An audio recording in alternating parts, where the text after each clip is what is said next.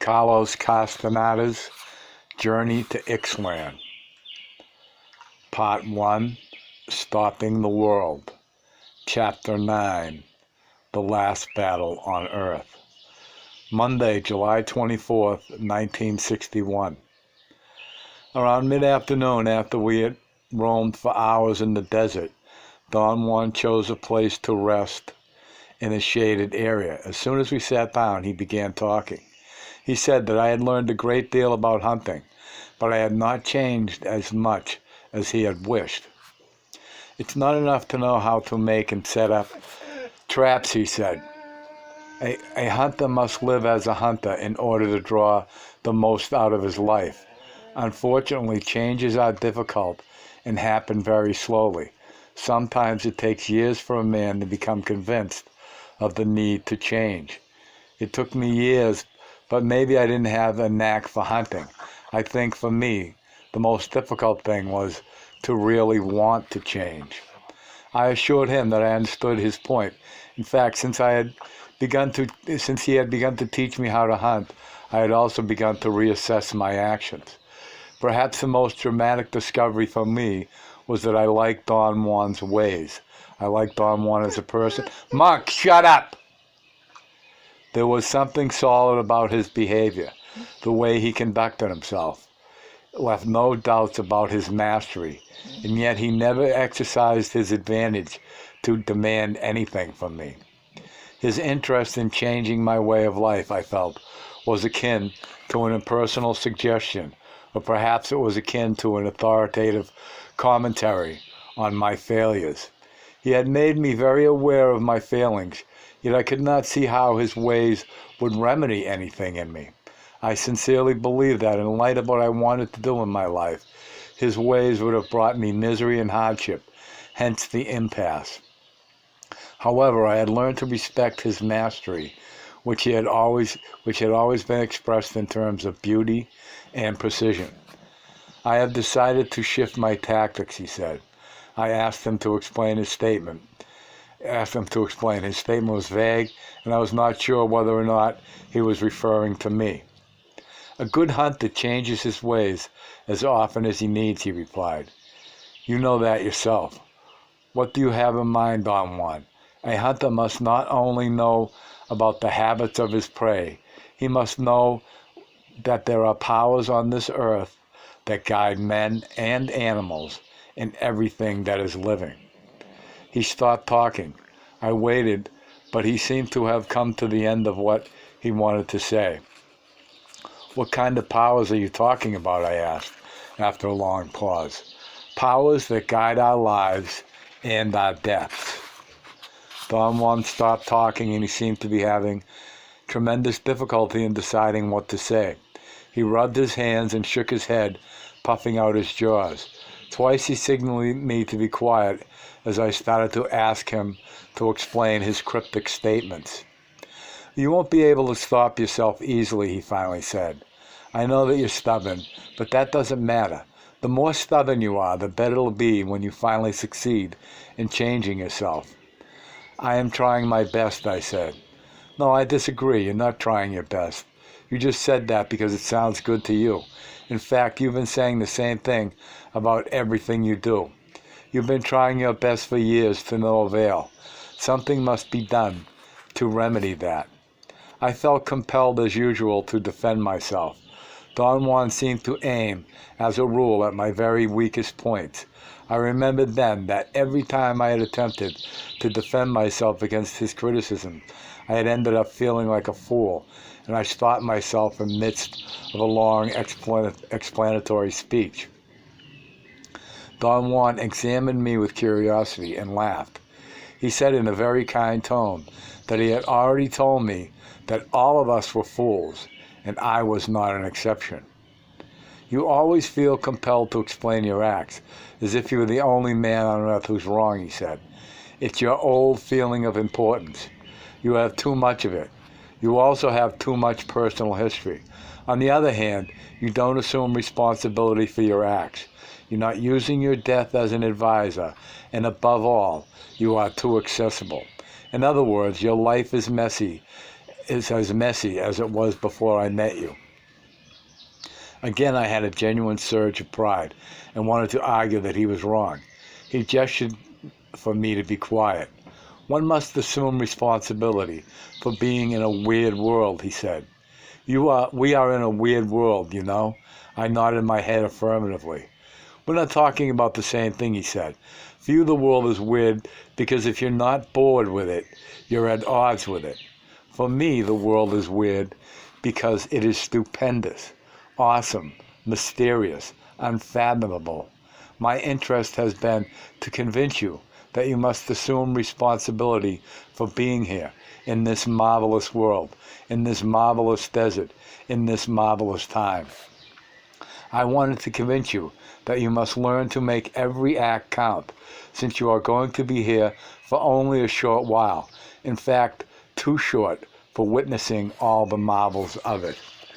I insisted that to be bored in the world, or to be at odds with it, was the human condition. So change it, he replied dryly. If you do not respond to that challenge, you are as good as dead. He dared me to name an issue, an item in my life that engaged all my thoughts. I said art. I had always wanted to be an artist for years. I had tried my hand at that. I still had the painful memory of my failure. You have taken the responsibility for being in this unfathomable world, he said, in an indicting tone. Therefore, you were never an artist, and perhaps you'll never be a hunter. This is my best, Don Juan. No, you don't know what your best is. I am doing all I can. You're wrong again. You can do better. There is one simple thing wrong with you. You think you have plenty of time. He paused and looked at me, as if waiting for my reaction.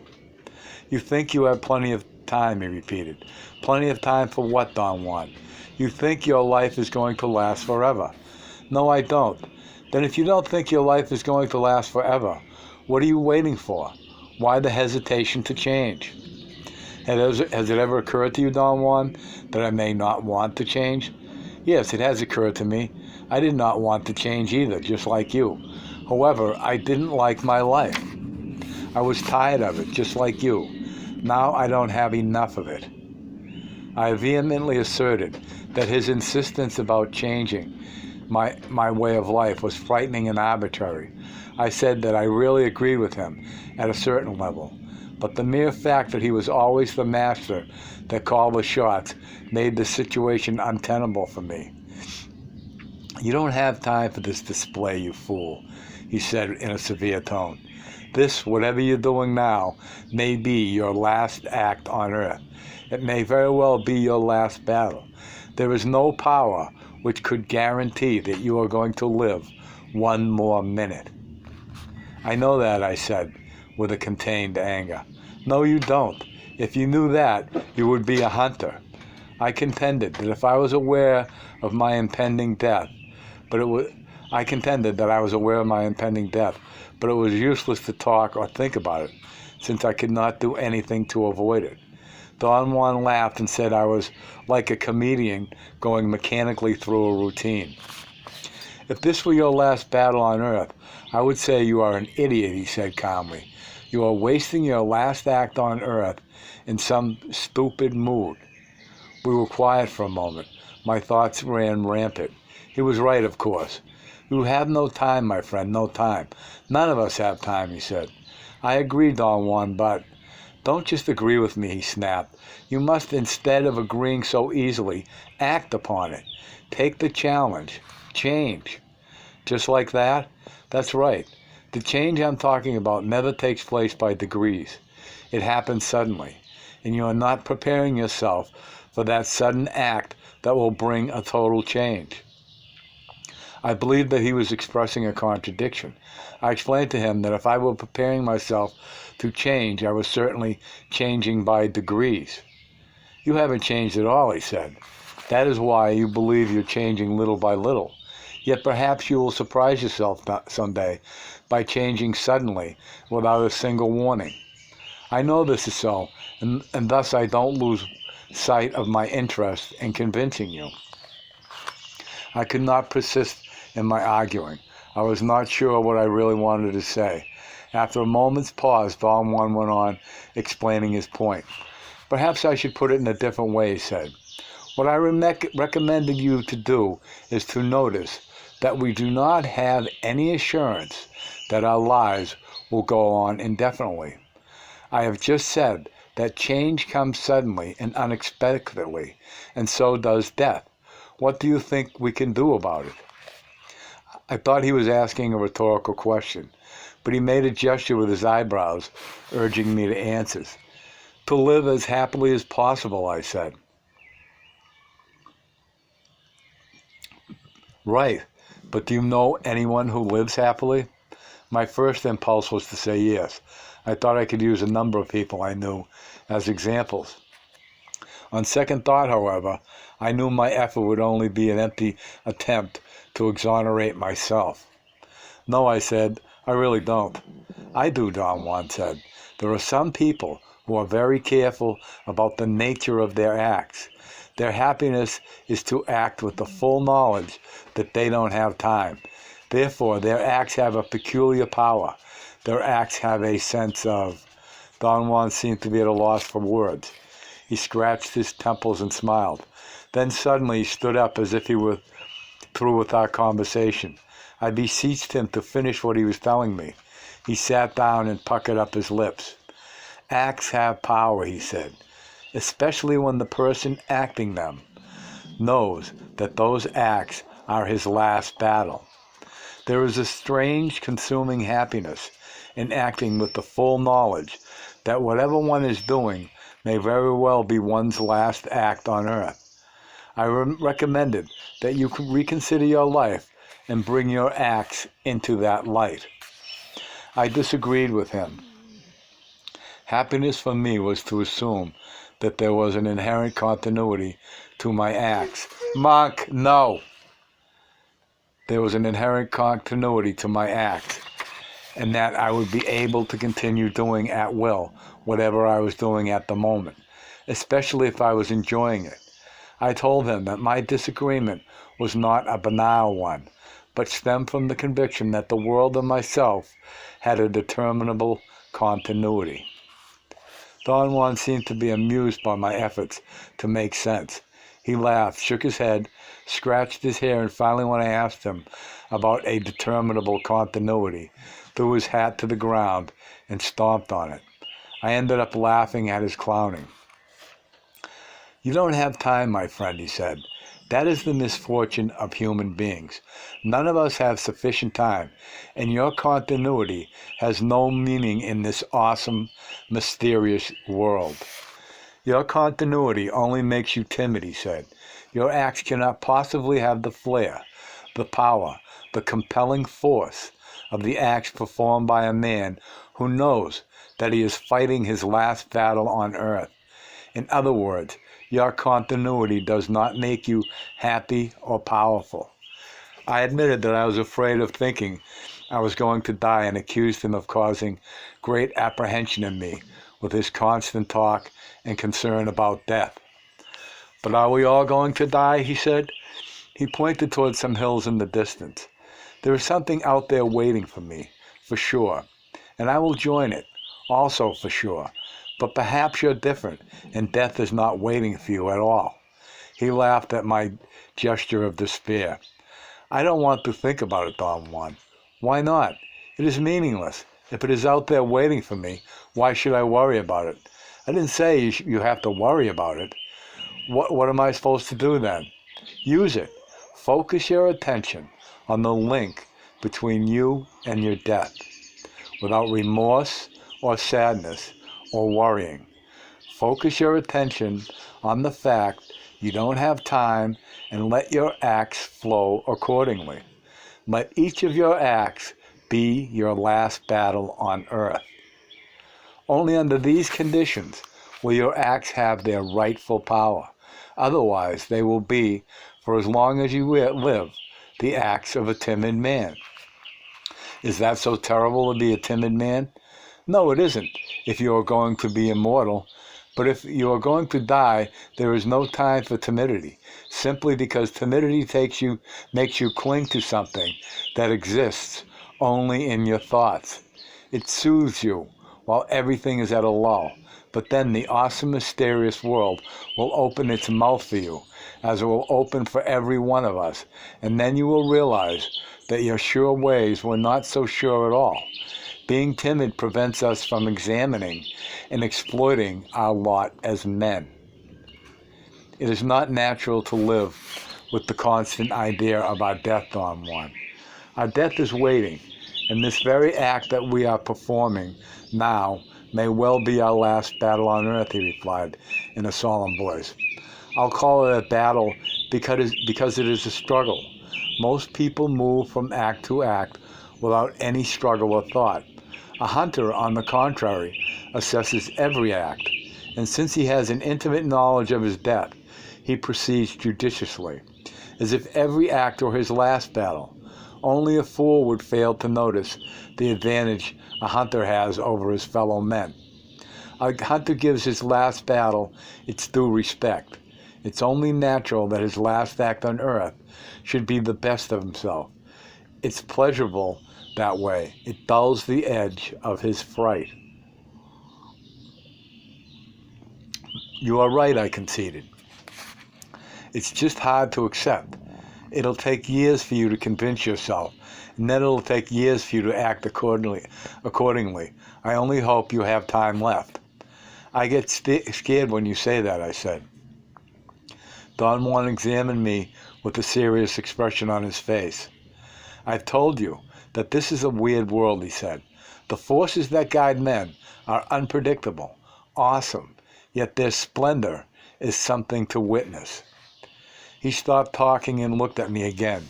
He seemed to be on the verge of revealing something to me, but he checked himself and smiled. Is there something that guides us, I asked. Certainly, there are powers that guide us. Can you describe them? No, not really, except to call them forces, spirits, airs, winds, or anything like that. I wanted to probe him further, but before I could ask anything else, he stood up.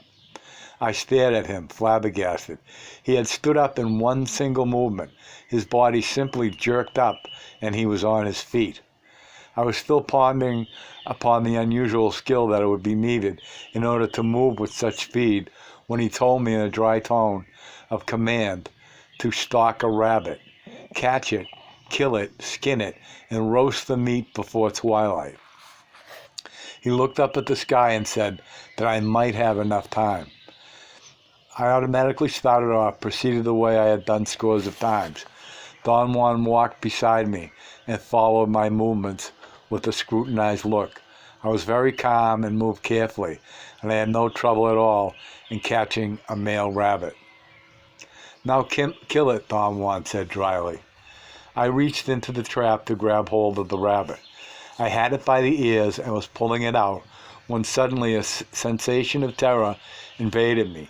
For the first time since Don Juan had begun to teach me to hunt, it occurred to me that he had never taught me how to kill game. In the scores of times he had roamed in the desert, he himself had only killed one rabbit, 2 quail, and 1 rattlesnake. I dropped the rabbit and looked at Don Juan. I can't kill it, I said. Why not? I've never done that. But you've killed hundreds of birds and other animals. With a gun, not with my bare hands. What difference does it make? This rabbit's time is up. Don Juan's tone shocked me. It was so authoritative, so knowledgeable. It left no doubts in my mind that he knew that the rabbit's time was up.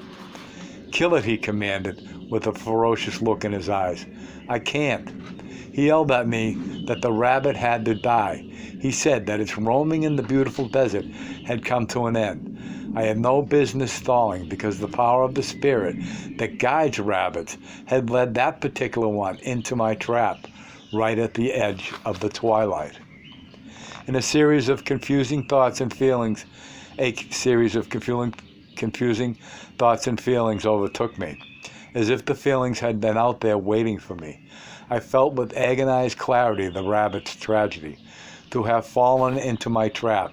In a matter of seconds, my mind swept across the most crucial moments of my own life, the many times I had been the rabbit myself. I looked at it, and it looked at me. The rabbit had backed up against the side of the cage. It was almost curled up, very quiet and motionless. We exchanged a somber glance, and that glance, which I fancied to be one of silent despair, cemented a complete identification on my part.